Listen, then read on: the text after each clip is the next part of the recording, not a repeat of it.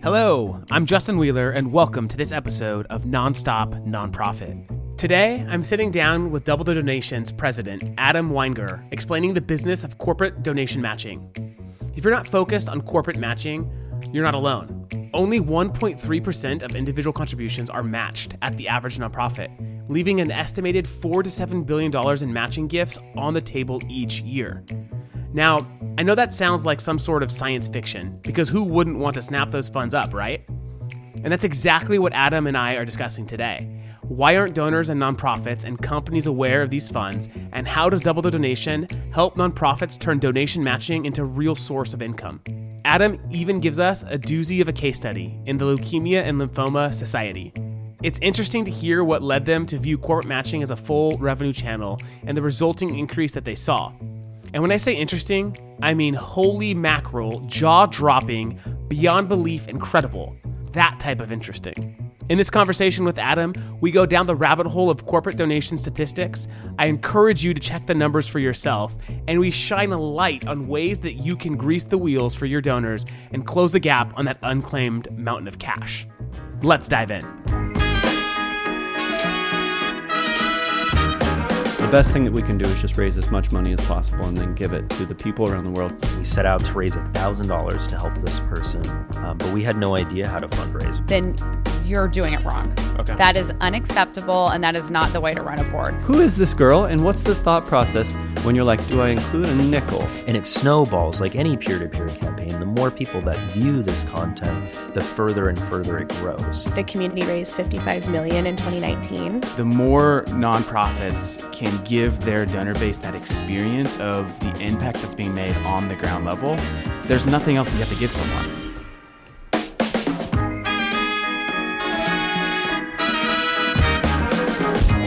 This is Nonstop Nonprofit. Hey listeners, so excited for today's podcast. We are speaking with Adam Weinger from Double the Donation, and today we're going to talk about all things company matching. Adam, thank you so much for joining the podcast. Absolutely. Thanks for having me. Before we dive into your business and just the company match landscape, tell us about yourself, who you are, and what got you started in this career. Absolutely. So I'm Adam. I live in Atlanta, where I went to college at Emory, and I stumbled into corporate matching. After college, I had my first job at Capital One, and I was making different donations to different nonprofits. I was volunteering as a Big Brother in the Big Brother Big Sister organization. And one day, about 18 months into my job, a colleague said, "Hey, Adam, do you think Capital One will match, or did you know that Capital One will match that gift?" And it was the first I really heard about it, and it kind of set me down this path to talking to different nonprofits about employee matching gift programs, what they were doing, what the opportunity was. And now fast forward 8 or 9 years, here we are. So basically, you had learned that your company would match your donation, and you had that moment of, I'm sure there's other corporations that would match. And so you started your business. So tell us more about your company and the services you guys provide. Yeah, so when I made my different donations and I first heard about the company's matching gift program, I printed off the paper form, didn't know what to do with it. It sat on my desk at the office, and eventually, I threw it away. I'm a little embarrassed to admit it. I didn't know what to do with it. No one followed up with me about it. And 2 months went by, and I said, okay, I'm not going to worry about this. So at Double the Donation, we try to solve some of those challenges. So how can you raise awareness among donors? How can you inform them of what the company's process is? How can you help donors submit matches? And we build and sell software to nonprofits to help them promote matching gifts and ultimately bring in more money from those programs. Yeah, and it's fascinating. I saw on your guys' website that anywhere between $4 to $7 billion is left on the table from corporate matches. Talk to us about that, and how do we fix that problem? Because that is a massive problem, especially in times like now where nonprofits are so under-resourced as a result of the economy. So how can we take that money off the table? Yeah, it's a staggering amount, and it's spread out across thousands of companies, everywhere from the 65% of Fortune 500 companies that have employee matching gift programs to 50, 100-person companies that have them. And there's challenges across the board. Donors have no idea if their company has a program. Nonprofits don't know which companies have them.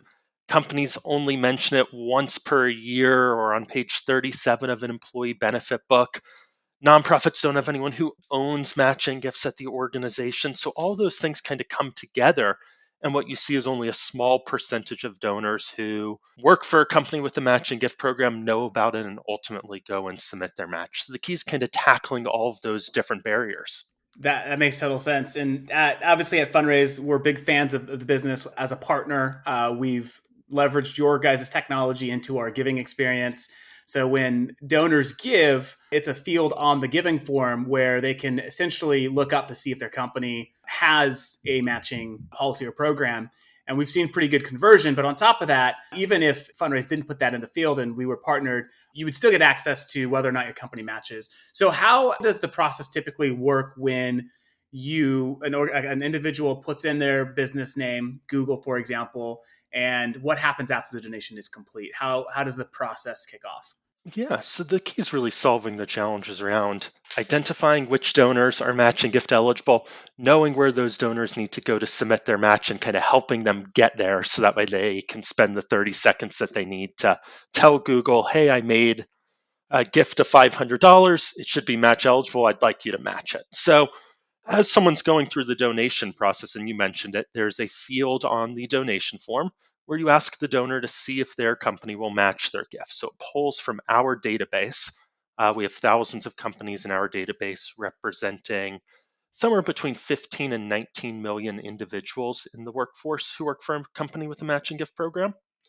So we identify where they work, and then immediately after the donation, we're able to provide them and say, hey, Joe, hey, Sally, did you know Google has a matching gift program? This $500 gift can be doubled. Here's where you need to go. Here's the information that you need. Please spend the 30 seconds. So you start working and solving that identification, informing donors, following up with donors, tracking if they've submitted it, and you start to tap into some of that $4 to $7 billion. Got it. That makes sense. So, how big is the market, right? We know how much is being left on the table. How big is this market when it comes to corporate matches? Yeah, so today I would say somewhere between $1 to $3 billion every year is being submitted by donors to their company and getting matched. So you're kind of looking at around 20% of donors who are eligible are submitting their matches. We've kind of looked at different organizations of different sizes, universities, and you see some of the larger peer-to-peer organizations raising a couple $1 million, and K through 12 schools raising, $30,000 to $40,000. So, 20% are matching. Is it because the remaining 80% just don't know that their companies match, or is that the primary driver, would you say? I think there's two primary drivers. One, that donors have no idea. So if you work for Google or you work for Home Depot, the only times that you really hear about the company's matching gift program is the day you start, when you get the 80-page benefit book. And matching gifts are a little paragraph on page 37.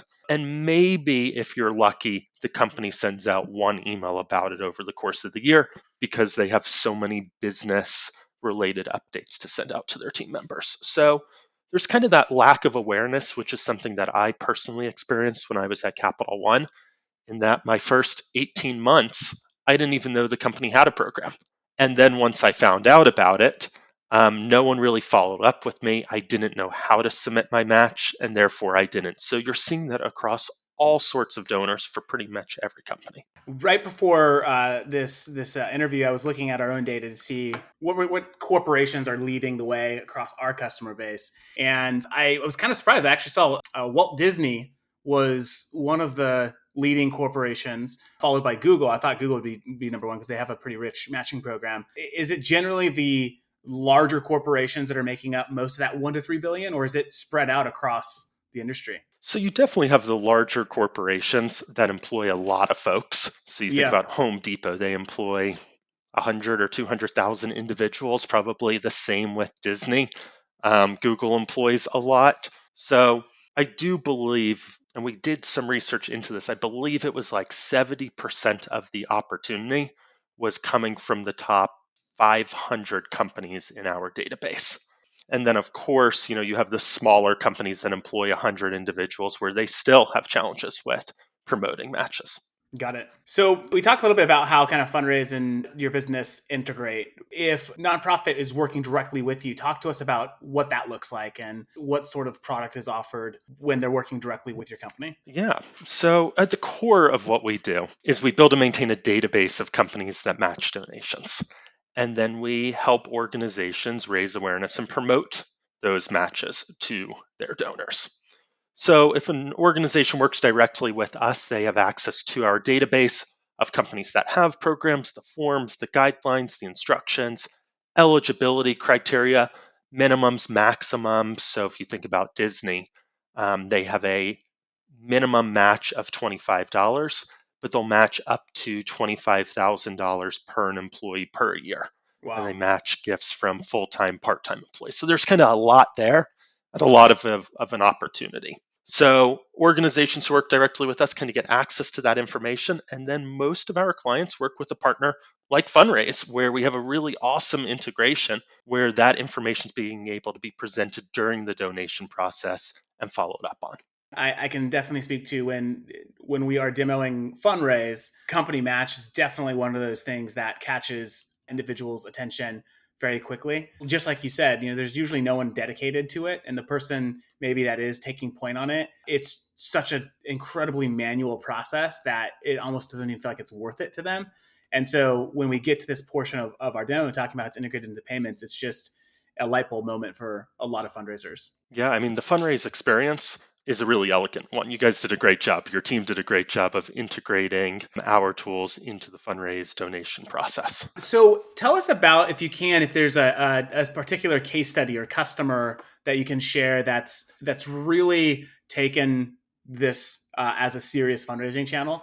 I think a lot of times nonprofits think about this more as like a passive. It should kind of just be treated passive, and therefore, the return is going to be as great if there's not a real strategy behind it. So, is there a customer or example that you can share that really illustrates the more you invest in this channel, the more return you will see? Yeah, I mean, I think you're right. It's oftentimes a very passive source of fundraising for most organizations. And I get it, right? Their matching gifts are not as sexy as hosting a new fundraising event or a night out somewhere. When I think about organizations, we've got a lot of good examples. One that really stands out to me is the Leukemia and Lymphoma Society. So we started working with them a little bit over 3 years ago.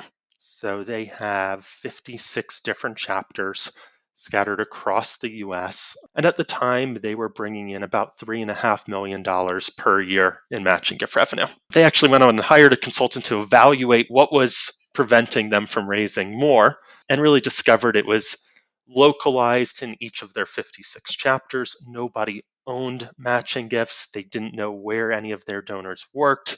They didn't have anyone following up. Kind of the only thing that was done was hopefully kind of verifying the matches and receiving the funds.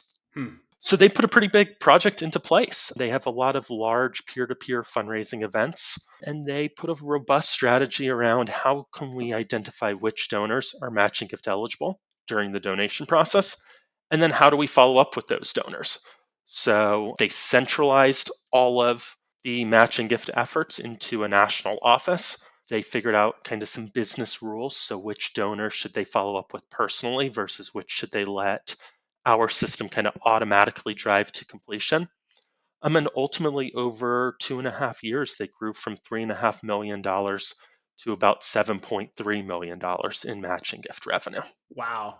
Which is larger than about 90% of nonprofit budgets. Yeah. So that's pretty impressive. So the more effort you put into it, obviously, the more you're going to get out of it. What would be the reason why someone maybe does personal follow up versus letting the system kind of complete the process? Is it just because it's typically a major donor, more hand holding, or what would be some of the reasons why you would approach a more manual process versus automated? Yeah, so I think most organizations do want to have a personalized touch for their major gift donors.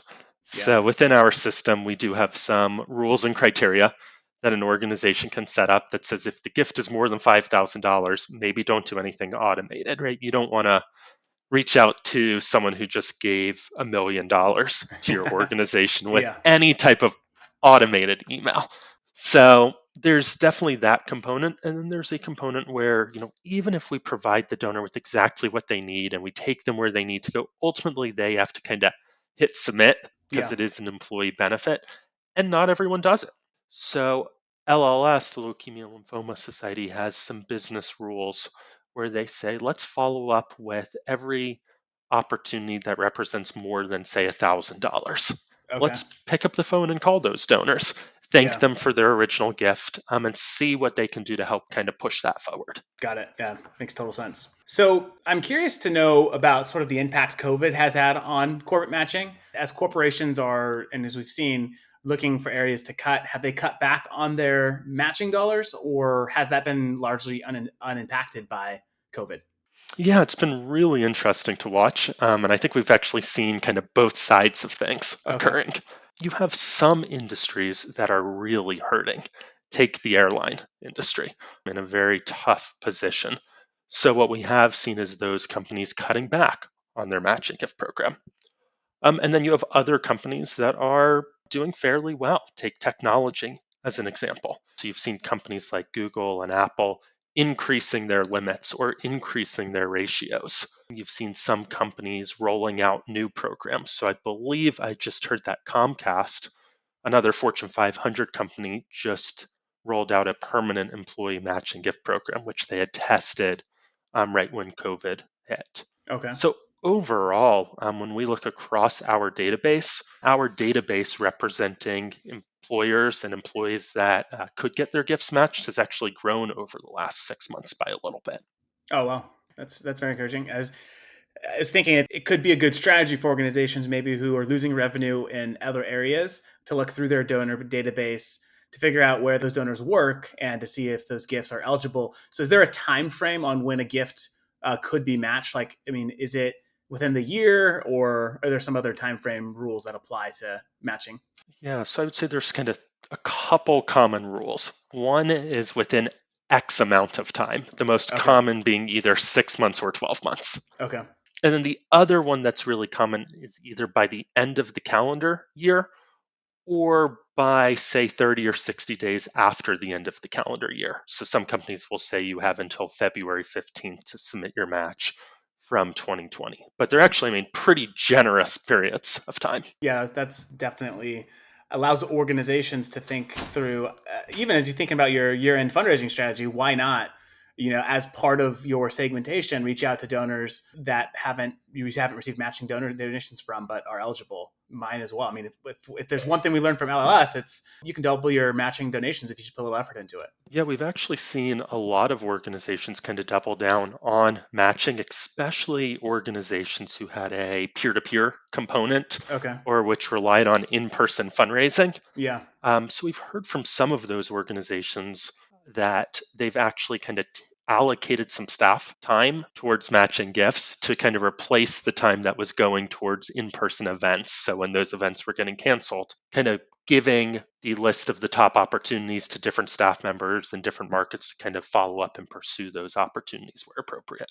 Got it. Another fascinating stat I found on your guys' site, you talked about how matching gifts actually increase the mention of matching gifts, increase the original size of the donor's donation. What's the logic there? Is it more for my money type of thing? Or what else are you seeing in the data that leads you to see this? Yeah, I think one of the things that most donors do when they give is that they care about a cause.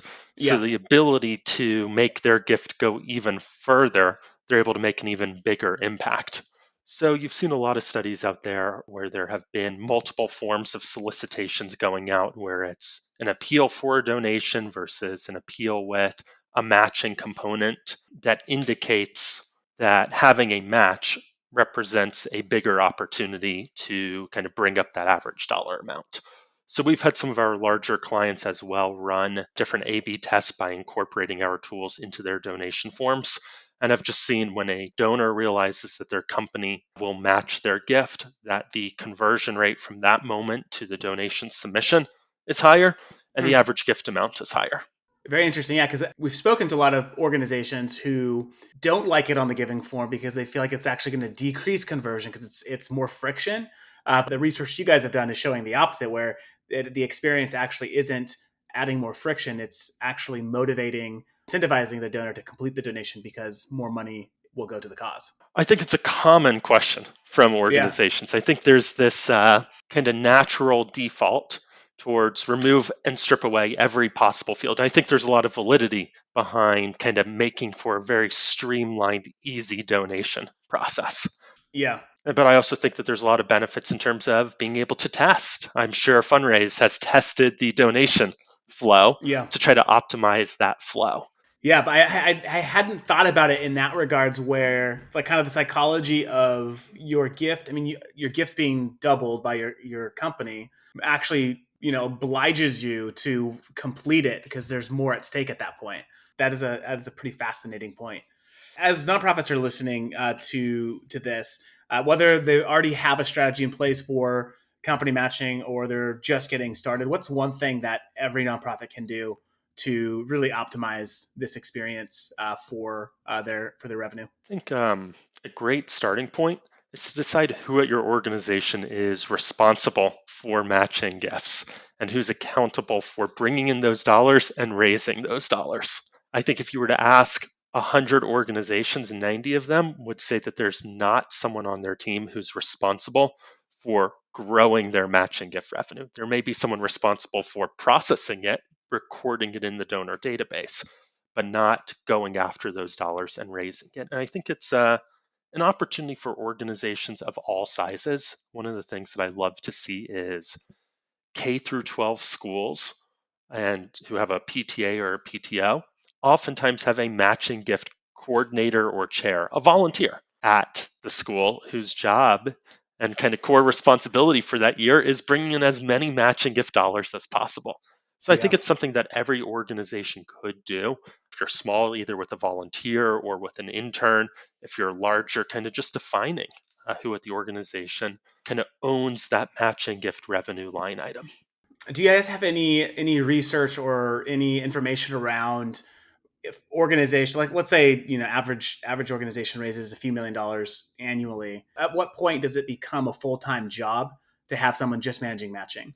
Yeah, so I'll go back to kind of the LLS example. So when they Yeah. had it scattered across their 56 different chapters, and they also had someone in nationals, they had the equivalent of about 8 full-time employees focused on matching gifts. Okay. So it was 8 full, it's 20 hours here, 40 hours there, 10 hours Yeah. there, rolls up into eight. And that was bringing in about $3.5 million. When they went to centralize it, they were able to kind of bring that down to about 2.5 individuals, bringing in about $7.3 million. So a lot of it came from the centralization, putting someone in charge of it, them becoming more familiar with matching gifts, putting the strategy in place. Got it. So they're $100 million a year in individual fundraising. Right. So it is definitely kind of a part-time role for most small to mid-sized organizations, especially if you kind of focus your time on those $500 opportunities or the $1,000 opportunities. Okay, that makes sense. Are there any industries in the nonprofit industry that aren't eligible to receive matching gifts? I'm thinking, religious organizations. Are there any sort of parameters that we should be thinking about here? Yeah, it's a great question. So yes, each company defines their programs a little bit differently. They kind Yeah. of set their parameters on who they'll match to. What you see is nearly everyone matches to higher education. And then at least 2/3 of those companies match to pretty much all 501c3 organizations. Okay. Where the most common exclusion is houses of worship. So churches, synagogues, mosques, they're kind of rarely eligible. And political organizations are rarely eligible. On the religious side, if it's like a food bank or a homeless shelter associated with one, they're typically fall into the broader 501c3 category. Okay, got it. So the thing that I'm thinking about on my mind is how do we close the gap on this 4 to 7 billion? As you think about your own roadmap as a company and where you guys are going, what are some of the priorities that you guys have that you're really excited about over the next 12 months or so that you're able to share? Yeah, I think it comes to a couple things. Continuing to figure out how do you identify which donors are matching gift eligible. So how can you pull in maybe an alternate data source? So how can you pull in maybe an employer name from, say, LinkedIn? How can you pull it from, as someone's going through the donation process, if you have an employer record logged in the CRM, how can you automatically associate that? Yeah. And then how do you drive those matches to completion at a higher rate? So how can you have better messaging out to donors? How can you make it easier for them? So some of the things that we've actually tested that we haven't fully released yet is having a direct mail component within our 360 Match Pro platform. So that way, if someone gave offline, maybe if you don't have their email address, you follow up with them offline. We're kicking around what would a text messaging option look like, depending upon how a donor gave. So continuing to tackle those two areas with kind of a focus on how do you get more and more data into our Yeah. platform. Awesome. Well, Adam, I really appreciate the time to jump on with us and to share about the importance of this market. I'm really excited to continue to watch Double the Donation grow and continue to help nonprofits really accelerate their corporate match strategies. So thanks so much for joining the podcast and for being a partner with Fundraise. Absolutely, Justin. Thank you. Thanks for listening to this episode of Nonstop Nonprofit. This podcast is brought to you by your friends at Fundraise, nonprofit fundraising software built by nonprofit people. If you'd like to continue the conversation, find me on LinkedIn or text me at 562-242-8160. And don't forget to get your next episode the second it hits the internets. Go to nonstopnonprofitpodcast.com and sign up for email notifications today. See you next time.